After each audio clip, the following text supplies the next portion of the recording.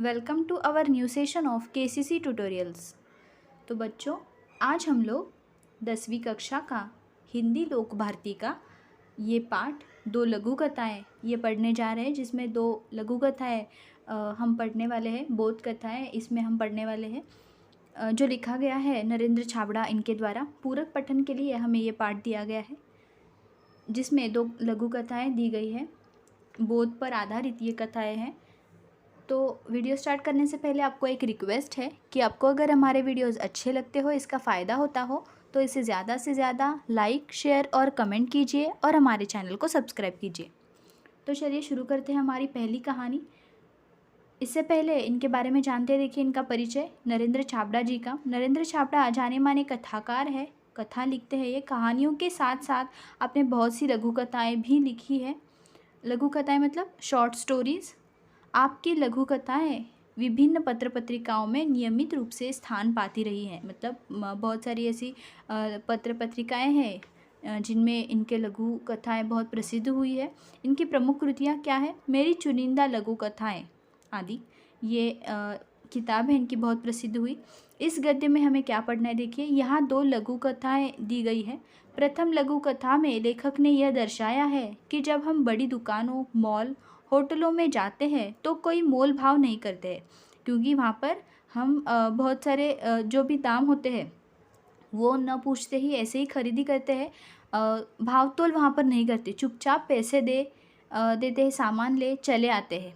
इसके उलट जब हम रेहड़ी वालों, फेरी वालों से सामान खरीदते हैं तो मोल भाव करते हैं। हमें इस सोच से बचना चाहिए।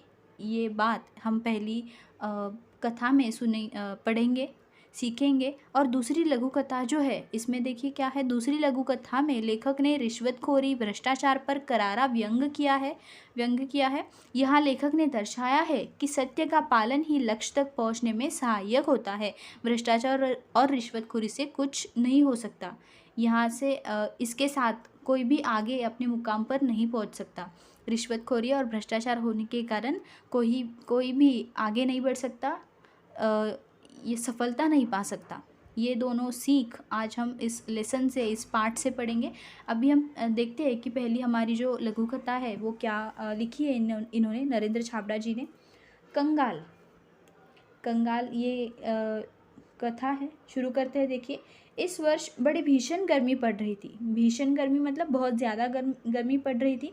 गर्मी के दिनों में दिन तो अंगारे से तपे रहते ही थे, रातों में भी लू और उमस से चैन नहीं मिलता था।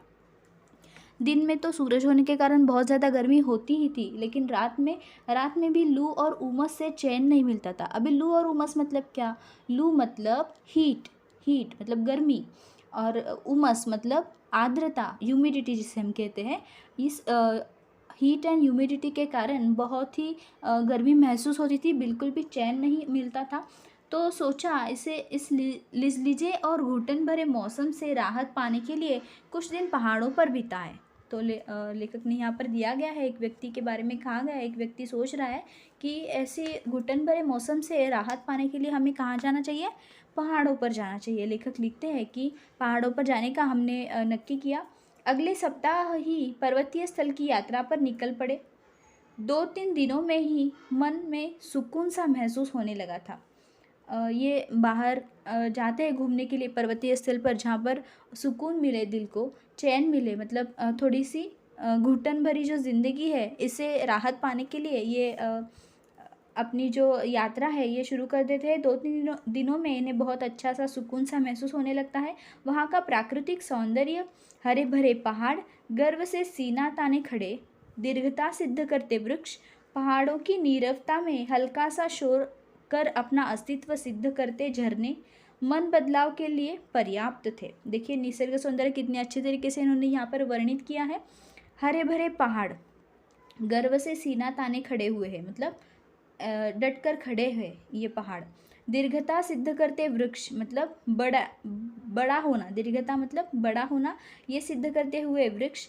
पहाड़ों की नीरवता मतलब पहाड़ों पर जो शांति होती है। नीरवता मतलब क्या? शांति। पहाड़ों पर जो शांति होती है, इस शांत से वातावरण में हल्का सा शोर करते हुए बहते झरने। बहुत ही सुंदर वर्णन इन्होंने निसर्ग का किया है। नीरवता में हल्का सा शोर करते हुए, अपना अस्तित्व सिद्ध करते हुए बहते हुए झरने मन बदलाव करने के लिए पर्याप्त थे। ये सभी वातावरण, इतना अप्रतिम निसर्ग सौंदर्य मन का बदलाव करने के लिए, मन को शांत करने के लिए पर्याप्त थे। उस दिन शाम के वक्त झील के किनारे टहल रहे थे। टहलना मतलब ऐसे ही घूमना, वॉकिंग करना। एक भुट्टे वाला आया और बोला, साहब भुट्टा लेंगे? गरम गरम भून कर मसाला लगा कर दूंगा। सहज ही पूछ लिया, कितने का है? तो जब ये लेखक जो है वो शाम को ऐसे ही टहल रहे थे झील के किनारे, तो एक भुट्टे वाला आता है। भुट्टे वाले ने पूछा कि साहब आप क्या भुट्टा लेंगे? गरम गरम भून कर मसाला लगा कर मैं दूंगा। तो लेखक पूछते हैं, सहज ही मतलब ऐसे ही पूछते हैं, कितने का है? तो ये कहता है भुट्टे वाला कि 5 रुपये का है। क्या 5 रुपये में एक भुट्टा? लेखक कहते हैं कि 5 रुपये में सिर्फ एक ही भुट्टा? हमारे शहर में तो 2 रुपये में एक मिलता है, तुम 3 ले लो। ये कहते हैं, लेखक कहते हैं उनसे, उस भुट्टे वाले से, कि हमारे शहर में तो 2 रुपये में एक मिलता है, तो तुम 3 दे दो। 5 रुपये में ये कह रहे कि तुम 3 दे देना। नहीं साहब, 5 में से कम में तो नहीं मिलेगा। ये भुट्टे वाला कहता है कि यहाँ पर ये 5 रुपये में से कम में नहीं मिलेगा। तो लेखक कहते हैं तो रहने दो, हम आगे बढ़ गए। ऐसे कहने के बाद हम आगे बढ़ते, आगे चलने लगते। एकाएक पैर ठिठक गए। लेकिन विचार करते हुए जब ये आगे चल रहे थे तो एकाएक क्या हुआ, इनके पैर अचानक से ठिठक गए। पैर ठिठक गए मतलब ये रुक गए। कुछ तो सोचकर ये रुक गए और मन में विचार उठा कि हमारे जैसे लोग पहाड़ों पर घूमने का शौक़ रखते हैं, हज़ारों रुपए खर्च करते हैं, अच्छे होटलों में रुकते हैं, जो बड़ी दुकानों में बिना दाम पूछे खर्च करते हैं, पर गरीब से 2 रुपए के लिए झिकझिक करते हैं। लेखक सोचते हैं कि जब भी हम बड़े से दुकानों में जाते हैं, मॉल्स में जाते हैं, होटलों में रुकते हैं, तो बहुत सारे पैसे हम वहाँ पर खर्च करते हैं, बिना दाम पूछे हम वहाँ पर खर्च कर देते हैं। लेकिन जब गरीब को 2 रुपए देने हैं, मेहनत करने वाला जो मज़दूर होता है, जो भी फेरी वाले होते हैं, या फिर सब्जियां बेचने वाला होता है, कुछ भी छोटी छोटी चीज़ें बेचने वाले जो लोग होते हैं, तो इनसे हम क्या करते हैं, 2 रुपए के लिए झिकझिक करते रहते हैं। कितने कंगाल हैं हम, ऐसे विचार इनके मन में आते हैं। उल्टे कदम लौटा और 20 रुपये में 4 भुट्टे खरीद कर मैं चल पड़ा अपनी राह। तो लेखक ने क्या किया, देखिए, ये उल्टे कदम फिर वापस भुट्टे वाले के पास जाते हैं और ये 20 रुपये के 4 भुट्टे खरीदते हैं और अपनी राह पर आगे चलने लगते हैं। मन अब सुकून अनुभव कर रहा था, मतलब उनके मन को अभी अच्छा लग रहा था कि उन्होंने उस आदमी से, उस भुट्टे वाले से ये भुट्टे ले लिए, क्योंकि ये मेहनत करके, मजदूरी करके, ईमानदारी से पैसे कमा रहा था। तो इसके यहाँ हमें झिकझिक नहीं करनी चाहिए। जो भी अच्छे से मेहनत करके काम करते हैं तो यहाँ पर मोल भाव नहीं करना चाहिए। जबकि हम बड़े बड़ी दुकानों में जाते हैं, मॉल में जाते हैं, होटलों में जाते हैं, तो कोई मोल भाव नहीं करते, चुपचाप पैसे दे देते हैं, सामान लेकर हम चले भी आते हैं। लेकिन ऐसी जगह पर हम झिकझिक करते रहते हैं। ये बात अच्छी नहीं है, इस सोच को हमें बदलना है। यही सीख इन्होंने इस पाठ से, इस कथा से हमें बताई है। तो इस तरह से ये पाठ यहाँ पर ख़त्म होता है। जो आगे की लघु कथा है ये हम नेक्स्ट वीडियो में देखेंगे। आपको अगर ये वीडियो अच्छा लगा हो तो इसे ज़्यादा से ज़्यादा लाइक, शेयर और कमेंट कीजिए और हमारे चैनल को सब्सक्राइब कीजिए। And thank you for watching our videos and good bye.